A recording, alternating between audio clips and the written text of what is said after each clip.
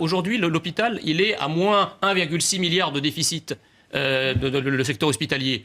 Nous consacrons 1 milliard d'euros à l'aide médicale d'État. Au bout d'un moment, il faut quand même se poser la question de savoir si nous avons les moyens que notre solidarité soit mondiale au lieu de rester une solidarité strictement nationale. Il y a des moyens. Les moyens, il faut aller les prendre. Donc l'aide médicale, vous pensez aux étrangers ?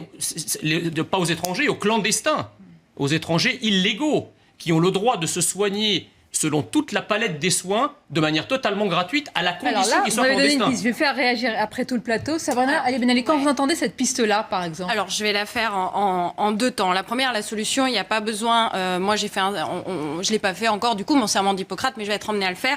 Et moi, quand un gosse va se ramener avec une appendicite, je ne vais pas lui demander sa nationalité. Je vais le soigner. Attendez, l'aide médicale d'État, je ne parle pas des choses qui sont urgentes. Les urgences, bien sûr qu'il faut les traiter. Je veux dire, on n'est pas non plus des monstres. Mais je veux dire, là, l'aide médicale d'État concerne toute la palette de soins ouverte à 200 à 300 000 personnes. Si. J'ai été vérifié. Toute la palette de soins. Pas seulement les actes d'hospitalisation comme j'ai pu l'entendre. Toute la palette de soins. Et je ne parle même pas de la couverture maladie universelle qui, elle aussi, coûte très cher. Mais attendez, on ne peut pas dire on n'a pas les moyens. On ne peut pas dire on n'a pas les moyens de faire et s'interdire de regarder, sanctuariser des dépenses comme l'aide médicale d'État, comme les dépenses de santé sur les étrangers. Écoutez, moi, monsieur, j'ai eu un môme de 15 ans qui avait la tuberculose la semaine dernière. C'est pas une urgence vitale de le prendre en charge. Si je l'avais pas pris, d'accord, il a été hébergé par des gens. Pour moi, c'est une urgence vitale, oui. Excusez-moi.